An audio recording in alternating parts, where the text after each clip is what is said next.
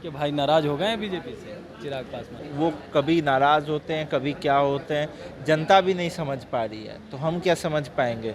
कभी नीतीश कुमार जी को कहते हैं कि जन धन योजना में जेल जाएंगे, तो कभी कहते हैं वही विकास पुरुष है। चिराग जी नया बिहार बनाने की बात तो उसके लिए एनडीए छोड़ना पड़ेगा। कह रहे हैं कि सही समय पे सब कुछ बता दिया जाएगा, लेकिन आज उन्हें अपने पिता की एक दोहा याद आ गई, कदम कदम पर लड़ना सीखो। तो क्या एक संदेश दे रहे हैं एनडीए को कि छोड़ देंगे क्योंकि अमित शाह से बात नहीं बन नहीं पा रही है उनकी? देखिए, हमारे बड़े पापा ने बोला था, जीना है तो मरना सीखो, कदम कदम पर लड़ना सीखो। ये हमें भी याद है क्योंकि बचपन में हम लोग सुनते थे, बड़े पापा की भाषणों में सुनते थे।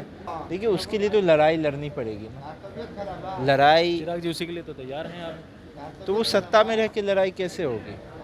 दलितों पे जो अपराध हुआ है, जोरों शोर से अपराध चल रहा है, दलितों पे नहीं, आम जनमानस पे चल रहा है, हर जगह अनेकों बात उभर के आ रही है, तो फिर वो सत्ता में रह के नहीं हो सकता ना। आप एक दिन कहेंगे कि सरकार अच्छा काम नहीं कर रही है, फिर दूसरे दिन ही पलट के कहेंगे कि सरकार बढ़िया काम कर रही है और सरकार के मुखिया ही सुशासन बाबू। वैसे कैसे दो मुही बात कैसे चलेगी।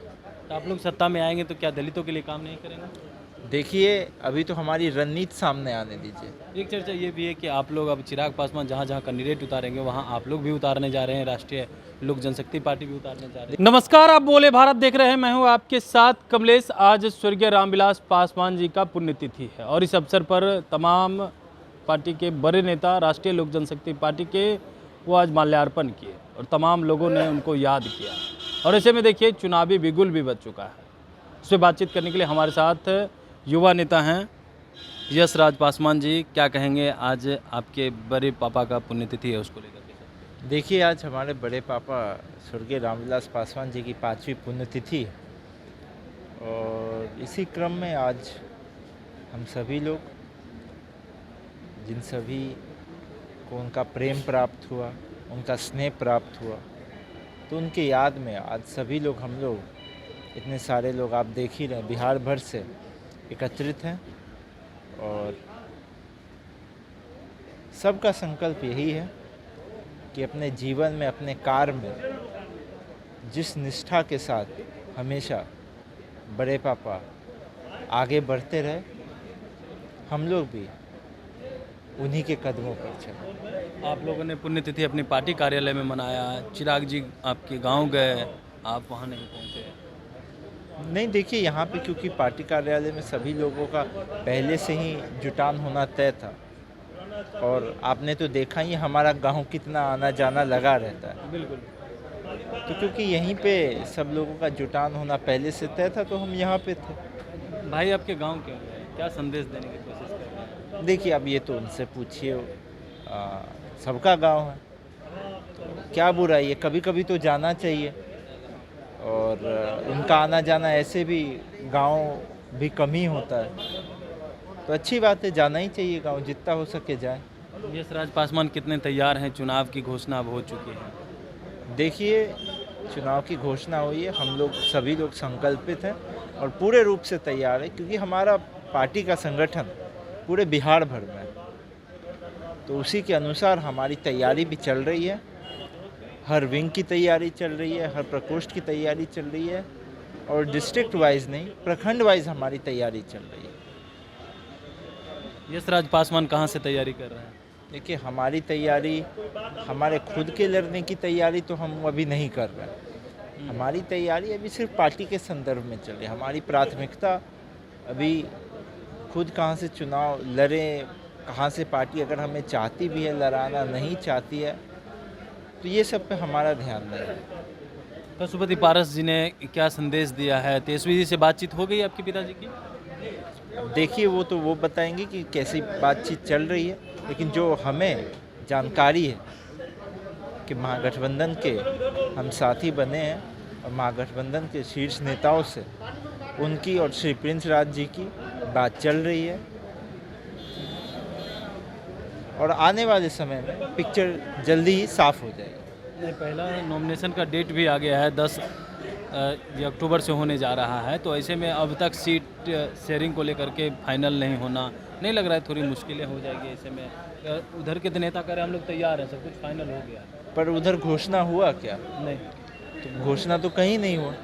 तो जल्दी ही हर जगह साफ हो जाएगा। देखिए, जब कुनवा परिवार बड़ा होता है तो सबसे बात करते करते थोड़ा सा समय तो लगता ही है, लेकिन जब एक बार सब क्लियर हो जाता है तो पिक्चर साफ हो जाती है। आपके भाई नाराज हो गए हैं बीजेपी से, चिराग पासवान? अब देखिए, वो जाने वो किससे नाराज़ होते हैं। देखिए, वो कभी नाराज़ होते हैं, कभी क्या होते हैं, जनता भी नहीं समझ पा रही है, तो हम क्या समझ पाएंगे।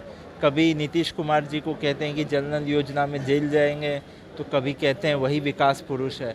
कभी बिहार में एक दो अपराध पे, और खासकर कि दलितों पे जब नया बिहार अपराध होता बनाने की है, बात कर रहे हैं। देखिए नया बिहार जो बनाना चाह रहे हैं, उसी वर्तमान में जो मुख्यमंत्री है उन्हीं के नेतृत्व को फिर से चाहते हैं और लंबा खींचे, जिनके नेतृत्व में दलितों पे कैसे अत्याचार हो चिराग जी हम रहा नया है। बिहार बनाएंगे, नीतीश जी के नेतृत्व में नहीं, अब चिराग जी नया बिहार बनाने की बात। तो उसके लिए एनडीए छोड़ना पड़ेगा। तो आप पूछ लीजिएगा कि एनडीए छोड़ रहे हैं, क्या कर रहे हैं, वो तो आप पूछ लीजिएगा।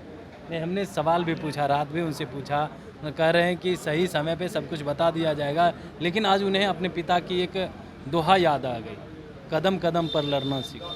वो इस बात को दोहरा रहे हैं। तो क्या एक संदेश दे रहे हैं एनडीए को कि छोड़ देंगे, क्योंकि अमित शाह से बात नहीं हो, बन नहीं पा रही है उनकी? देखिए, हमारे बड़े पापा ने बोला था, जीना है तो मरना सीखो, कदम कदम पर लड़ना सीखो। ये हमें भी याद है, क्योंकि बचपन में हम लोग सुनते थे, बड़े पापा की भाषणों में सुनते थे।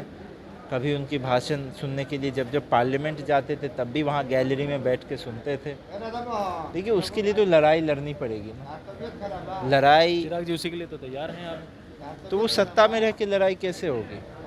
दलितों पे जो अपराध हुआ है, जोरों शोर से अपराध चल रहा है, दलितों पे नहीं, आम जनमानस पे चल रहा है, सवर्ण पे चल रहा है, संपन्न पे चल रहा है। जो हम दलित चौपाल भी कर रहे थे, हर जगह अनेकों बात उभर के आ रही है। तो फिर वो सत्ता में रह के नहीं हो सकता ना। आप एक दिन कहेंगे कि सरकार अच्छा काम नहीं कर रही है, फिर दूसरे दिन ही पलट के कहेंगे कि सरकार बढ़िया काम कर रही है और सरकार के मुखिया ही सुशासन बाबू। वैसे कैसे दो मुही बात कैसे चलेगी? तो आप लोग सत्ता में आएंगे तो क्या दलितों के लिए काम नहीं करेंगे? देखिए, अभी तो हमारी रणनीति सामने आने दीजिए, आपको उसी से हमारी विचारधारा समझ आ जाएगी। और 3-4 दिन का इंतज़ार करिए, जब हमारी सारी रणनीति सामने आएगी। एक चर्चा ये भी है कि आप लोग अब चिराग पासवान जहाँ जहाँ कैंडिडेट उतारेंगे वहाँ आप लोग भी उतारने जा रहे हैं, राष्ट्रीय लोक जनशक्ति पार्टी भी उतारने जा रहे हैं। देखिए, जैसा हमने बोला, बस 3-4 दिन का और इंतज़ार करिए, हमारी रणनीति सामने आएगी, तो उसी से आपको हमारा विचार समझ में आ जाएगा। ये बात सही है कि आप लोग उतारने जा रहे हैं? हमने क्या बोला कि हमारी रणनीति 3-4 दिन में सामने आने दीजिए, फिर आपको विचार हमारा पूरा क्लियर हो जाएगा। चलिए, तो हमारे साथ राष्ट्रीय लोक जनशक्ति पार्टी के युवा नेता यश राज पासवान थे। तमाम सवालों का जवाब दे रहे थे, लेकिन जिस तरीके से चिराग पासवान को लेकर के चर्चाएं चल रही हैं, उनको लेकर के भी कहा है कि देखिए, उन्हें कहिए कि एनडीए छोड़ दे और दलितों के लिए लड़ाई लड़े।